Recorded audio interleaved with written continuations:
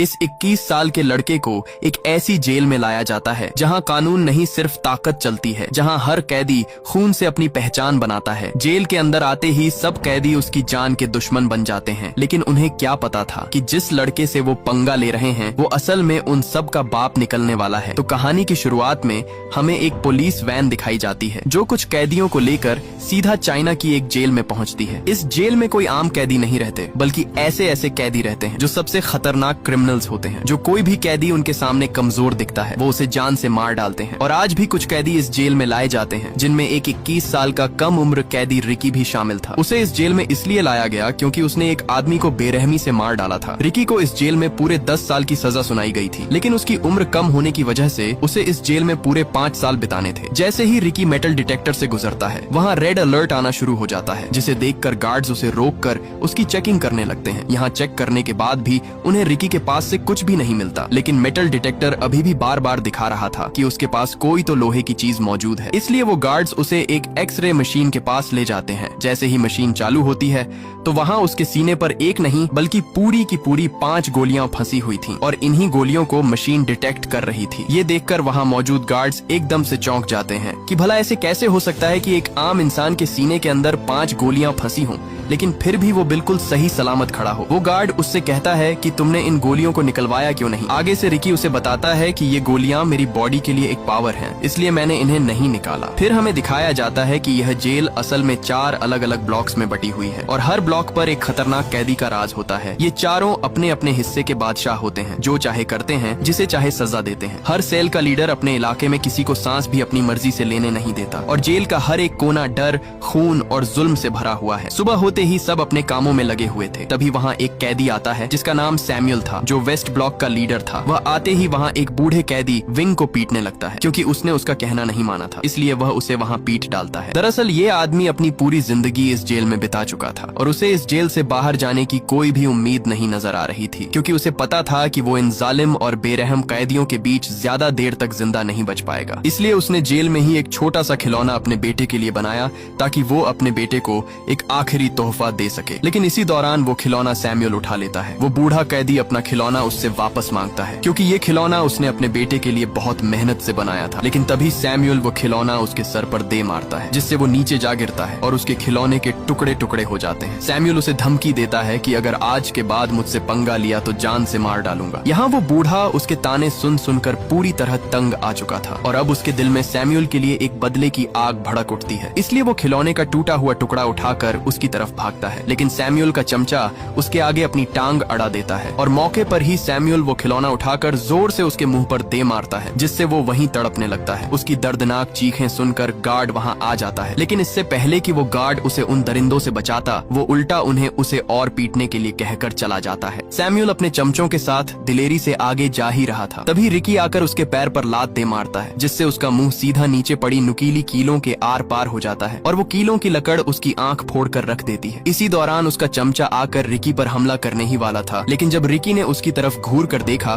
तो उसके अंदर ऐसा खौफ बैठा कि वो तीनों वहाँ से उल्टे पैर भाग निकले। यहाँ सैमुअल तो किसी तरह बच गया, लेकिन वो अपनी एक आंख से अंधा हो चुका था, इसलिए अब उसके अंदर बदले की आग भड़क रही थी। वो अब हर हाल में रिकी का काम तमाम करने के लिए अपनी जान लगा देगा, लेकिन बदला लेकर ही रहेगा। इसी दौरान उसका वही चमचा आता है और कहता है कि हमें रिकी को मारने के लिए मैड ड्रैगन की जरूरत होगी। वो उसे हर हाल में मार डालेगा। मैड ड्रैगन इस जेल में सबसे खतरनाक कैदी है, जो किसी को भी जिंदा नहीं छोड़ता। अगर कोई उससे पंगा लेता तो वो उसे अपने एक ही हाथ से खत्म कर देता। मैड ड्रैगन को वार्डन ने अभी के लिए एक काल कोठरी में बंद किया हुआ है, क्योंकि उसने पिछले दिन ही एक कैदी को बेरहमी से मार डाला था। उसी दिन सैमुअल एक गार्ड से डील करता है और कहता है कि आज ही विंग को बताओ कि उसकी सजा और बढ़ा दी गई है और अब वह इस जेल में पूरे 20 साल और बिताएगा। इसलिए वह गार्ड सीधा उसके पास आता है और बताता है कि अब तुम्हारी रिहाई कैंसिल कर दी गई है और अब से तुम्हें 20 साल और इस जेल में गुजारने होंगे। ये सुनकर उस बूढ़े कैदी के पैरों तले जमीन ही खिसक जाती है, क्योंकि उसे पता था कि अगर अब वह इस जेल में रहा तो सैमुअल उससे अपना बदला जरूर लेगा और उसे तड़पा तड़पा कर मारेगा। इसलिए वो गार्ड्स के पैर पकड़कर उनसे रिहाई की भीख मांगता है, लेकिन वो गार्ड्स आगे से उल्टा उसे पीट कर वहाँ से चले जाते हैं। इससे पहले कि अब वो और तड़प तड़प कर यहाँ अपनी जिंदगी गुजारता, उसी रात वो अपने आप को फांसी पर लटका कर खत्म कर देता है। ये खबर पूरी जेल में फैल जाती है और रिकी को भी पता चल जाता है कि जिसकी उसने उस दिन जान बचाई थी वो मारा जा चुका है। जब गार्ड्स उसकी लाश वहाँ से ले जा रहे थे तब वहाँ रिकी आता है। वो जब विंग के हाथ पर लगी हथकड़ी देखता है तो वो उन गार्ड्स को उसके हाथों से हथकड़ी खोलने के लिए कहता है, क्योंकि वो मर चुका है,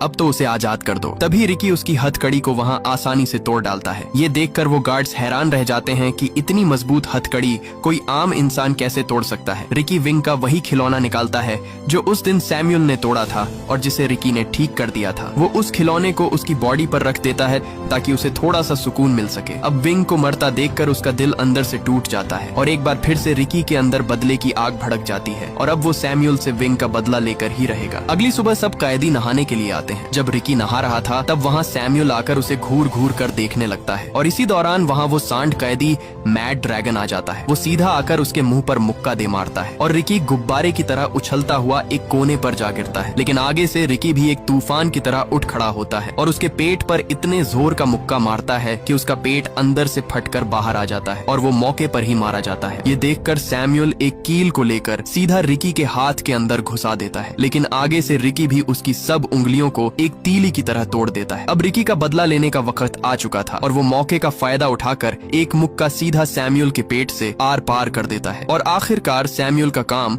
वहीं पर तमाम हो जाता है। सामने खड़े कैदी ये सब देखकर अपने होश ही खो बैठते हैं। इसी दौरान गार्ड आकर उसे वहाँ से पकड़ कर ले जाते हैं। तभी वहाँ एक कैदी नरूमी जो नॉर्थ ब्लॉक का लीडर था वो उसके पास आता है। आया तो वो रिकी के अंदर अपना डर बैठाने के लिए था, लेकिन जब उसने रिकी के हाथों मैड ड्रैगन को मरते देखा तब वो उसे चूहे की तरह अपना दोस्त बनने के लिए कहता है। लेकिन रिकी उसे कुछ भी कहे बिना वहाँ से चला जाता है। उसे सीधे एक ऐसे सेल में बंद कर दिया जाता है जहाँ सबसे खतरनाक कैदियों को रखा जाता था। जैसे पहले मैड ड्रैगन था, इसलिए अब उसे भी यहाँ इस सेल में छोड़ दिया गया। लेकिन तभी उसके सीने के अंदर दर्द शुरू हो जाता है और इसी के साथ हमें फ्लैशबैक का सीन दिखाया जाता है जब वह एक स्टूडेंट था और उसके माँ बाप पहले ही इस दुनिया से जा बसे थे। वह अपनी माँ बाप की कब्र पर आता है तो वहाँ उसके सामने उसका मास्टर जैंग खड़ा हुआ था जो बचपन में उसे मार्शल आर्ट की ट्रेनिंग देता था। मास्टर उसे उसकी ताकत दिखाने के लिए कहता है, लेकिन जैसे ही वह मास्टर पर हमला करता है मास्टर उसे एक ही झटके में नीचे गिरा देता है। इसलिए यहाँ मास्टर उसे बताता है कि तुम अभी पूरी तरह मास्टर नहीं बने हो, तुम्हारे अंदर अभी भी कमजोरी है जिसे तुम्हें पूरा करना होगा और उसे पूरा करने के लिए अभी काफी समय लगेगा, तब जाकर तुम एक मजबूत फाइटर बन पाओगे। इसीलिए यह सुनकर रिकी मास्टर के कदमों में जा गिरता है और गिड़गिड़ाकर कहता है कि मुझे हर हाल में मास्टर बनना है, मैं अपनी कमजोरी को दूर करूंगा चाहे कितना भी समय लगे। इसीलिए उसी दिन मास्टर उसे ट्रेनिंग देना शुरू कर देता है और यहाँ मास्टर रिकी से कहता है कि सबसे पहले तुम्हें अपने दिमाग पर कंट्रोल करना होगा, फिर तुम्हें अपने दिमाग से सारा गुस्सा और नफरत बाहर निकालनी होगी। मास्टर उसके सामने एक पत्थर रखकर कहता है कि अपने पूरे दिमाग को कंट्रोल करके इसे तोड़ कर दिखाओ। इसलिए रिकी खुद को काबू करके वहाँ रखे पत्थर को एक कागज की तरह चीर डालता है। ये देखकर मास्टर वहाँ उस पर पत्थरों की बारिश कर देता है। आगे से रिकी भी उन्हें ऐसे चीरता डालता जैसे कोई तूफान हो। आखिर में मास्टर सबसे बड़ा पत्थर उठाकर सीधे उसके सीने पर दे मारता है, लेकिन रिकी उसे भी आसानी से तोड़ देता है। अब यहाँ मास्टर को समझ आ जाती है कि रिकी अपने आप पर पूरी तरह कंट्रोल करना सीख गया है और अब उसे और ट्रेनिंग की जरूरत नहीं है। इसके बाद सीन शिफ्ट होता है और हमें रिकी दिखाया जाता है जो अपने सेल में बैठा था। इसी दौरान वहाँ एक गार्ड आकर उसे कहता है कि तुम्हें असिस्टेंट वार्डन ने बुलाया है, इसलिए उसे सीधे असिस्टेंट वार्डन के पास लाया जाता है जिसका टेबल खाने से भरा पड़ा था। उसका एक हाथ नहीं था, इसलिए उसने अपने हाथ की जगह पर 2 कुंडों वाली हुक लगा रखी थी और खाना भी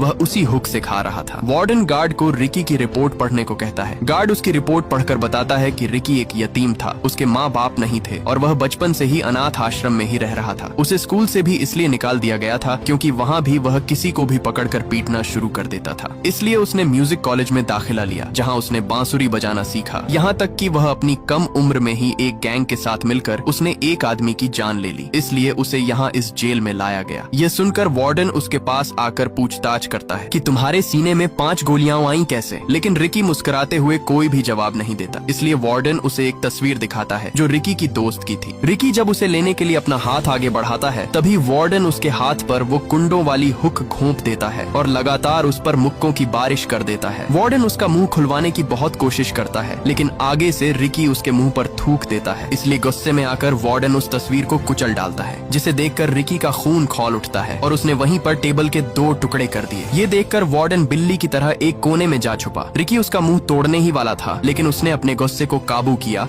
और वहाँ से चला गया। रात रिकी अपने सेल में बैठा उसी तस्वीर को देखकर बहुत दुखी था, क्योंकि ये तस्वीर उसकी दोस्त केको की थी, जो पहले दोनों हर दिन अपनी जिंदगी हंसी खुशी गुजारते थे। लेकिन जेल आते ही उसकी जिंदगी एक कुत्ते की तरह होती जा रही है। वो अपने आप को शांत करने के लिए वही बांसुरी बजाता है जो वो अपनी दोस्त के साथ बैठकर बजाता था। लेकिन तभी एक गार्ड आकर उसे बांसुरी बजाने से मना करता है और कहता है कि अगर दोबारा बांसुरी बजाई तो बांसुरी के टुकड़े टुकड़े कर दूंगा। अगले दिन जब सैमुअल का चमचा अपने सेल से बाहर आया तब उसके पीछे कुछ कैदी पड़ जाते हैं, क्योंकि उसी की वजह से विंग अपनी जान से हाथ धो बैठा। अब ये सब उससे विंग का बदला लेना चाहते थे। वो उसे एक नुकीली तलवार से काटने ही वाले थे, लेकिन तभी वहाँ वही कैदी नरूमी आता है। वो उन्हें उसे मारने से मना करता है, क्योंकि अगर उसे मार दिया गया तो तुम सबकी सजा और बढ़ा दी जाएगी, यहाँ तक कि उन्हें सजाए मौत भी हो सकती है। लेकिन वहाँ वोंग नाम का कैदी उस पर गुस्सा होता है और कहता है कि जब हम पर जुल्म होता था तब तुम कहाँ थे? उस वक्त तुमने हमारी मदद क्यों नहीं की? और अब जब हमारी बारी आई तो तुमने इसे जिंदा रहने के लिए क्यों छोड़ दिया? वो उससे कहता है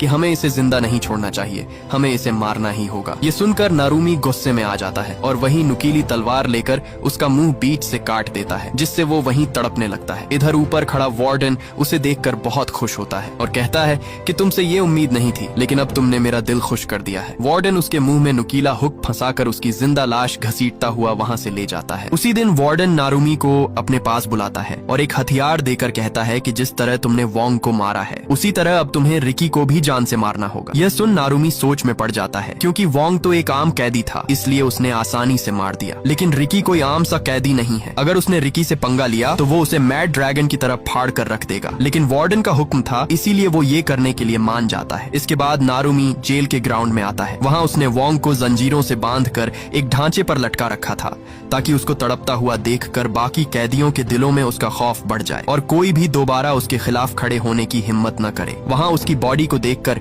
रिकी को बहुत बुरा लगता है। इसी दौरान नारुमी उस पर हमला कर देता है और दोनों के बीच तगड़ी हाथापाई शुरू हो जाती है। यहाँ मौके पर नारुमी उसे लात दे मारता है, लेकिन तभी नारुमी उसकी आंखों में पिसे हुए कांच फेंक देता है, जिससे रिकी वहाँ पूरी तरह अंधा हो जाता है। उसे वहाँ कुछ भी दिखाई नहीं दे रहा था। इसी का फायदा उठाकर नारुमी ने उसके एक बाजू पर छुरा दे मारा, जिससे रिकी नीचे जा गिरता है। लेकिन मौके पर ही रिकी को वहाँ पानी की पाइपलाइन मिल जाती है। उसने जल्दी से वो पाइपलाइन तोड़ दी, जिससे तेज पानी निकलना शुरू हो जाता है और मौके पर उसने अपनी आंखें धो डाली और एक बार फिर से वो खौफनाक तूफान बन जाता है और नारुमी पर कुत्ते की तरह टूट पड़ता है। और तभी वो उसके सर पर ऐसा चमाट दे मारता है कि उसकी आंख कंचे की तरह निकलकर नीचे जा गिरती है। इसी दौरान वार्डन भी वहाँ पहुँच जाता है और नारुमी को ढेर होता देखकर उसका मुंह खुला का खुला ही रह जाता है। रिकी जल्दी से अपनी नसों को खींचकर एक दूसरी से बांध देता है और एक बार फिर हमले के लिए तैयार हो जाता है। लेकिन इसी दौरान नारुमी हार मान जाता है और एक चाकू सीधा अपने पेट में घोंप देता है। लेकिन ये उसकी एक चाल थी। रिकी जैसे ही उसके पास आता है, वहाँ वो अपनी आंतों को बाहर निकालकर रिकी के गले में लपेट देता है। लेकिन रिकी ने मौके पर ही उसे ऊपर उठाकर उसके सर पर ऐसा मुक्का दे मारा कि उसके सर की सब हड्डियों का कीमा बन गया और उसका काम वहीं पर तमाम हो जाता है। इसके बाद रिकी वोंग की बॉडी नीचे उतारता है। वो सब उसे उठाने की कोशिश करते हैं, लेकिन तब तक देर हो चुकी थी और वोंग वहाँ अपना दम तोड़ चुका था। इसलिए ये देखकर रिकी सब कैदियों से कहता है कि इस बेकसूर की मौत का जिम्मेदार वार्डन ही है, उसे जान से मार डालो। इसलिए सब कैदी उस पर एक तूफान की तरह भागते हैं और उसे मारने के लिए अपना हल्ला बोल देते हैं। लेकिन तभी वहाँ कोई एक कैदी को पकड़कर उसका सर फोड़ देता है। ये देखकर सब एकदम से चौंक जाते हैं। दरअसल ये तीनों अपने अपने सेल के लीडर थे और अब यही 3 बच गए थे, क्योंकि चौथा कैदी नारुमी मारा जा चुका था। पहले कैदी का नाम चैंग, जो एक लड़की थी, उसमें एक ऐसी ताकत थी जिससे वो एक जगह से दूसरी जगह आसानी से पहुंच जाती थी। दूसरे कैदी का नाम कितामा था और तीसरा कैदी ब्रैंडन था। यहाँ वार्डन रिकी से कहता है कि अगर तुम्हारे अंदर हिम्मत है तो इन तीनों को मार कर दिखाओ। रिकी के सब साथी भी उसे कहते रहे कि इन सबको मार डालो, लेकिन रिकी आगे से कुछ भी नहीं बोलता और सीधा वोंग की लाश को उठाकर वहाँ से जाने लगता है। वार्डन उसे एक ऑफर देता है और कहता है कि मैं तुम्हें नॉर्थ सेल का लीडर बनाना चाहता हूँ, क्योंकि नारुमी मारा जा चुका है, इसलिए अब मैं उसकी जगह तुम्हें रखना चाहता हूँ। मैंने तुम जैसा ताकतवर कैदी आज तक नहीं देखा। लेकिन रिकी आगे से उसे कुछ भी नहीं कहता, क्योंकि वो उसके इशारों पर नाचने वाला सांप बनना नहीं चाहता था। वो अब पूरी तरह टूट चुका था, क्योंकि उसी की वजह से सब उसके साथ ही अपनी जान से हाथ धो बैठे। दूर बैठा एक लड़का जो इस जेल में कैदी था, वो रिकी को देख रहा था। जब रिकी एक पत्ते से धुन बजाता है, तब वो लड़का भी पत्ते से धुन बजाने की कोशिश करता है, लेकिन कई कोशिश के बाद भी वो धुन नहीं बजा पाता। तभी रिकी उसके पास आकर बैठ जाता है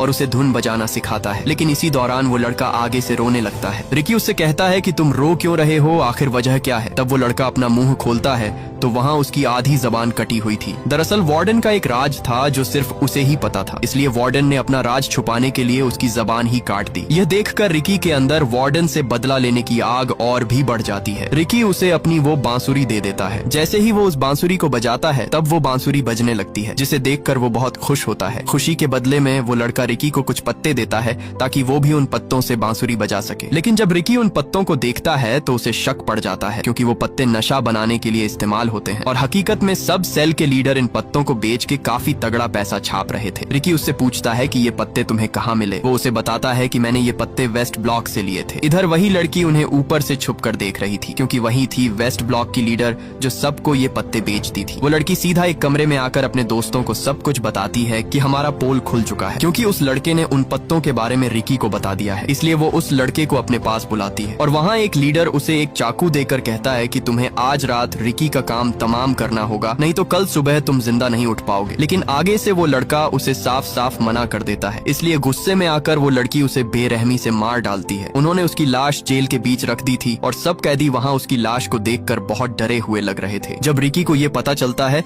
तो वो सीधा उसकी लाश के पास आता है। वहाँ उसकी बॉडी को उन जालिमों ने पीस डाला था। लाश के पास आते ही रिकी को वही बांसुरी पड़ी मिलती है जो उसने उस दिन उस लड़के को दी थी। रिकी अपने साथी को मरता देखकर उसके अंदर गुस्सा उभर आता है। इधर वार्डन को भी उस लड़की के काले करतूत पता चल चुके थे, जिससे वो उस पर बहुत गुस्से होता है। दूसरी तरफ रिकी ने पूरे का पूरा उन पौधों का बाग ही जलाकर राख कर डाला। वो लड़की वहाँ भाग कर आती है, लेकिन तब तक देर हो चुकी थी और उसके सब पौधे जलकर वहाँ राख बन गए थे। रिकी गुस्से से उसे कहता है कि जिस तरह तुमने मेरे साथी को मारा है उसी तरह मैं भी तुम्हें तड़पा तड़पा कर मारूंगा। उन दोनों के बीच लड़ाई शुरू होने ही वाली थी कि तभी वो लड़की गोली की तरह भागकर उसे ऐसा मुक्का दे मारती है। वो उड़ता हुआ सीधा एक दीवार के साथ जा लगता है। इधर जब जेल के अंदर सब कैदियों को पता चलता है कि बाहर आग पूरी तरह फैलती जा रही है, इसलिए सब कैदी मौके का फायदा उठाकर वहाँ से बाहर भागने लगते हैं। सब कैदी अपनी आजादी के लिए उस बिल्डिंग से बाहर नीचे भाग जाते हैं, क्योंकि उनके पास यही एक आखिरी मौका था इस जेल से भागने का। दूसरी तरफ वार्डन को भी सब पता चल जाता है, इसलिए वो उस गार्ड पर बहुत गुस्से होता है। लेकिन तभी एक गार्ड आकर उसे बताता है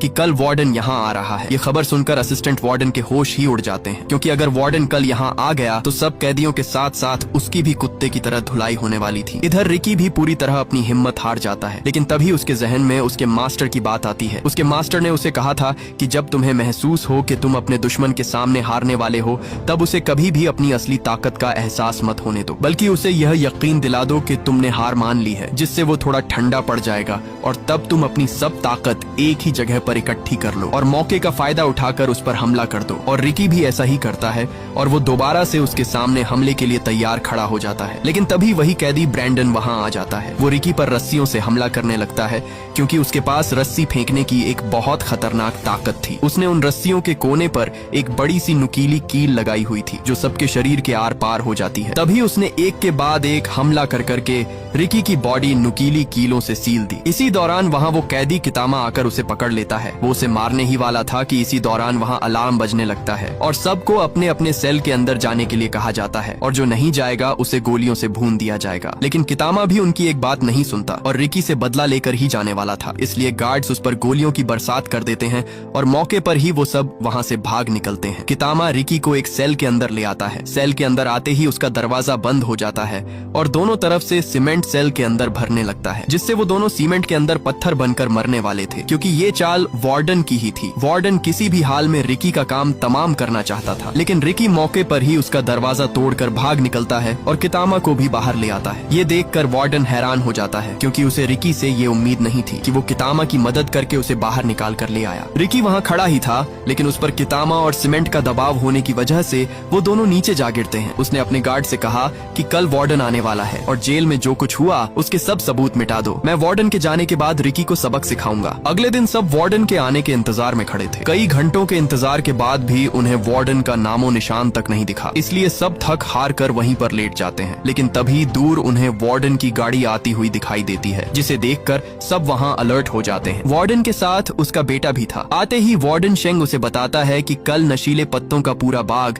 रिकी नाम के एक कैदी ने जला डाला। ये सुनकर वार्डन उस पर बहुत गुस्से होता है। इसके बाद शेंग उसे रिकी के पास ले आता है, जहाँ रिकी एक सेल में बंद था और उसकी पूरी बॉडी सीमेंट से जकड़ी हुई थी। लेकिन तभी रिकी ने अपनी बॉडी से सब सीमेंट की परात तोड़ दी और मौके पर ही उसने वार्डन के गले को दबोच लिया। लेकिन इससे पहले वो उसे वहाँ मार डालता, तभी एक दीवार तोड़कर कितामा उस पर हमला कर देता है। कितामा उसके हाथों को जेल की मोटी सलाखों के अंदर दबोच देता है और उस पर लगातार मुक्कों की बारिश कर देता है। एक के बाद एक मुक्का रिकी की कमर तहस नहस कर देता है। रिकी ने उस दिन उसकी जान बचाई, लेकिन उसने उस पर जरा भी रहम नहीं किया। कितामा उसका सर दबाकर फोड़ने ही वाला था, तभी उसने उसने अपनी पावर दिखाई और उसके गले पर ऐसा मुक्का मारा कि उसका गला फट कर बाहर आ गया। मौके पर रिकी ने उसके हाथ पर ऐसा वार किया कि उसकी सब उंगलियां बिखर कर नीचे जा गिरी और कितामा वहीं पर मारा जाता है। ये देखकर वार्डन ने ऊपर से हाइड्रोलिक प्रेस चालू कर दी, जिसे रिकी रोकने की बहुत कोशिश करता है, लेकिन तभी वार्डन उसे एक जोरदार बिजली का झटका दे मारता है, जिससे तड़प कर वो नीचे जा गिरा। वो हाइड्रोलिक प्रेस भी तेजी से उसके ऊपर आ रही थी, लेकिन इसी दौरान वो हाइड्रोलिक प्रेस अचानक ऊपर जाने लगती है। तब हमारे सामने कितामा आता है, जो अभी भी जिंदा था। उसने उस हाइड्रोलिक प्रेस को ऊपर दबा कर रखा हुआ था, क्योंकि उसके दिल में रिकी के लिए रहम आ गया था, क्योंकि रिकी ने भी उस दिन उसकी जान बचाई थी। इसी का फायदा उठाकर रिकी दरवाजा तोड़कर बाहर निकल आता है। वो तुरंत हाइड्रोलिक प्रेस को रोकता है और कितामा को बाहर आने को कहता है, लेकिन कितामा इतना जख्मी हो चुका था कि वो अपने पैर हिला भी नहीं पा रहा था। और यहाँ कितामा अपनी हिम्मत हार जाता है और वो हाइड्रोलिक प्रेस उसे कुचल डालती है। मरते वक्त कितामा से एक फोटो उड़कर आती है। जब रिकी उसे देखता है तो उस तस्वीर में कितामा और उसकी माँ थी। ये देख रिकी वार्डन पर अपना गुस्सा निकालता है, इसलिए वार्डन एक और बटन दबा देता है और रिकी दोबारा से एक गड्ढे में जा गिरता है। इसके बाद रिकी को एक बड़ा सा गड्ढा खोदकर उसे उसके बीच जंजीरों से बांध कर रखा हुआ था। तभी वार्डन वहाँ आकर कहता है कि सब कैदी एक एक करके रिकी के ऊपर मिट्टी फेंकना शुरू कर दें, लेकिन वहाँ खड़े 2 कैदी उसे साफ साफ मना कर देते हैं कि हम रिकी पर ये जुल्म नहीं करेंगे। ये देखकर वार्डन उन्हें वहीं पर गोलियों से भुनवा देता है, इसलिए डर की वजह से सब कैदी एक एक करके उस पर मट्टी डालने लगते हैं। तभी वार्डन उससे कहता है कि अगर तुम पूरे 7 दिन तक इस गड्ढे में जिंदा रहे तो तुम्हें हम आजाद कर देंगे। इसी दौरान वार्डन जेंग वहाँ उस गड्ढे में एक बांस ठोक देता है, ताकि जब उसकी बॉडी नीचे दफनाई जाए तो वो सिर्फ इस बांस से सांस ही ले सकेगा। रात रिकी के सब दोस्त गहरे सदमे में थे, क्योंकि उन्हीं के हाथों उनका साथी गड्ढे में दबा दिया गया। इधर बाहर वही कैदी आते हैं जो ईस्ट और वेस्ट ब्लॉक के लीडर थे। वो वहाँ उस बांस के अंदर एक चीज फंसा देते हैं ताकि रिकी सांस न ले सके और वो नीचे ही मारा जाए। लेकिन उन दोनों के जाते ही पीछे से रिकी उस बांस को 2 हिस्सों में तोड़ देता है। इसके बाद हमें दिखाया जाता है कि एक दिन उसकी दोस्त केइको अपने स्कूल से घर वापस जा रही थी। इसी दौरान उसे वहाँ दूर बैठे कुछ गुंडे दिखाई देते हैं जो उसे पकड़ने के लिए उसका इंतजार कर रहे थे। ये देखकर वो भागने के लिए जैसे ही पीछे मुड़ती है, तब वहाँ उसे दूसरा गुंडा पकड़ लेता है और उसे सीधा एक कोठरी में लाकर बंद कर देते हैं। उन गुंडों का बॉस केइको से अपना बदला लेना चाहता था, क्योंकि एक दिन केइको की वजह से ही रिकी ने उसकी अच्छी खासी धुलाई कर दी थी। वो उसे वहाँ मारने ही वाला था कि तभी वो मौके का फायदा उठाकर वहाँ से भाग निकलती है और वो भागकर सीधा एक बिल्डिंग से कूद जाती है और केइको वहीं पर मारी जाती है। जब रिकी को ये पता चलता है तो उसका दिल अंदर से चूर चूर हो जाता है। वो जैसे तैसे करके उस आदमी को ढूंढ लेता है जिसने उसकी दोस्त की जान ली। आगे से वो आदमी भी उस पर लगातार गोलियां चलाता है, लेकिन रिकी को जरा भी फर्क नहीं पड़ता। उल्टा रिकी उसकी टांग तोड़कर उसका सर फोड़ देता है और वो मौके पर ही मारा जाता है। और यही रिकी का जुर्म था, जिसकी वजह से उसे उस खतरनाक जेल में बंदी बनाया गया। दूसरी तरफ उसके 7 दिन पूरे हो चुके थे। उसी दिन रिकी को उस गड्ढे से बाहर निकाला जाता है। वार्डन को यकीन था कि वो मर चुका होगा, लेकिन जैसे ही उसे बाहर निकाला गया तो वहाँ उसकी सांसें चल रही थी। ये देखकर वार्डन के होश ही उड़ जाते हैं, इसलिए रिकी को दोबारा से नुकीलेदार सरियों के अंदर फंसा दिया गया। वार्डन उससे उसकी ताकत के बारे में पूछता है कि ऐसी कौन सी ताकत तुम्हारे अंदर है जो तुम मट्टी के अंदर बिना सांस के जिंदा रहे। लेकिन रिकी भी आगे से अपना मुंह नहीं खोलता, इसलिए वहाँ वही लड़की आती है। उसने अपने हाथ में बहुत सारे ब्लेड रखे हुए थे। वो उन सारे ब्लेडों को रिकी के मुंह के अंदर दबाकर ऊपर से टेप लगा देती है और एक के बाद एक लगातार तमाचे उसके मुंह पर दे मारती है, जिससे रिकी का मुंह खून से लालो लाल हो जाता है। इसी दौरान वार्डन आकर उसके मुंह से टेप उतार देता है, लेकिन आगे से रिकी सब ब्लेड उसके मुंह पर फेंक देता है और सब ब्लेड वार्डन के मुंह के अंदर धंस जाते हैं। इसलिए एक बार फिर से उसे एक खाली काल कोठरी में डाल दिया जाता है। उसी दिन वहाँ एक कैदी छुपकर उसे खाना देने आता है। वो खाना देकर वहाँ से जाता ही है कि तभी पीछे से उसे वही कैदी देख लेता है जो नारुमी का चमचा था और उसी दिन वो वार्डन को उसके सेल के अंदर ले आता है। अंदर आते ही वार्डन उस कैदी को मारकर उसे घसीटता हुआ सीधा रिकी के सेल के पास आता है, लेकिन जब वो रिकी के सेल के अंदर देखता है तो वहाँ से रिकी गायब था, सिर्फ जंजीर ही पड़े हुए थे। दरअसल रिकी ऊपर छत के साथ चिपका हुआ था। वार्डन जैसे ही अंदर आता है तो वहाँ रिकी मौके पर वार्डन को पीट डालता है। रिकी जब बाहर आकर उस कैदी को देखता है तो वहाँ वो मर चुका था, जिसे देखकर उसका खून खोलने लगता है। ये देखकर वार्डन वहाँ से भागता है, लेकिन नीचे आते ही सब कैदी उसे घेर लेते हैं और इसी दौरान वहाँ सब गार्ड्स और कैदियों के बीच जंग शुरू हो जाती है। इधर वार्डन पूरी जेल की जांच कर रहा था, लेकिन उसे दूसरी तरफ होती जंग के बारे में कोई खबर नहीं थी। इसी दौरान वहाँ एक कैदी ने उसकी पीठ पीछे कुछ उल्टा बोल दिया, जिसे सुनकर वार्डन को हजम नहीं हुआ और उसने बेरहम बेरहमी से उस कैदी का बाजू काट डाला ताकि आइंदा कोई भी उसके बारे में ये गलती न करे। इसी दौरान वहाँ रिकी आ जाता है। ये देखकर वार्डन ने तुरंत उस पर गोली चला दी, लेकिन आगे से रिकी ने वार्डन सेंग को आगे कर दिया और गोली सीधा उसे जा लगी, जिससे उस वार्डन का पेट गुब्बारे की तरह फूलकर फट जाता है। इसी दौरान वहाँ वो लड़की पहुंच जाती है। वो रिकी पर हमले पे हमला कर देती है। उसका साथी ब्रैंडन भी रिकी पर नुकीली कीलें फेंकता है, जिससे रिकी वहाँ गर्म उबलते हुए पानी पर जा गिरता है और वो वहाँ बुरी तरह तड़पने लगता है। वो लड़की उस पर अपनी टांग से हमला करती है, लेकिन मौके पर रिकी उसकी टांग को उस उबलते हुए पानी के अंदर घोंप देता है और वहीं पर उसकी वो टांग तोड़ डालता है। ये देखकर ब्रैंडन अपनी जान बचाकर वहाँ से भागता है, लेकिन पीछे से वार्डन उस पर गोली चला देता है और वो भी वहीं पर फट जाता है। यहाँ वार्डन और रिकी दोनों आमने सामने खड़े थे। तभी रिकी उड़ता हुआ उसे ऐसी लात मारता है जिससे वो सीधा एक दीवार के साथ जा टकराता है, लेकिन इसी दौरान वो वार्डन वहाँ कांपने लगता है और देखते ही देखते वो वार्डन वहाँ एक बहुत बड़े मॉन्स्टर में बदल जाता है। और यहाँ हमें पता चलता है कि रिकी की तरह वार्डन के पास भी एक खास किस्म की ताकत थी जो उसे एक खतरनाक मॉन्स्टर में बदल देती है। पहले तो वो मॉन्स्टर रिकी को बुरी तरह पीट डालता है, लेकिन मौके पर रिकी अपने दिमाग से काम लेता है और उसे उठाकर सीधे पास चलते ग्राइंडर में फेंक देता है और उसे जोर से ग्राइंडर के अंदर दबाकर उसका कीमा बना डालता है और आखिर में रिकी उसका बचा हुआ सर उठा लेता है। दूसरी तरफ सब कैदी और गार्ड्स एक दूसरे की धुलाई कर रहे थे। इसी दौरान रिकी वहाँ आकर सबको वार्डन का कटा हुआ सर दिखाता है और कहता है कि तुम सब आजाद हो। रिकी उस सर को दूर फेंकता है और भागकर उस जेल की दीवार को बीच से टुकड़ों में तोड़ डालता है और यहाँ रिकी के साथ साथ सब कैदी भी आजाद हो जाते हैं और ये मूवी यहीं पर एंड हो जाती है। अगर ये वीडियो आपको अच्छी लगी तो इस वीडियो को लाइक और हमारे चैनल को सब्सक्राइब कीजिएगा।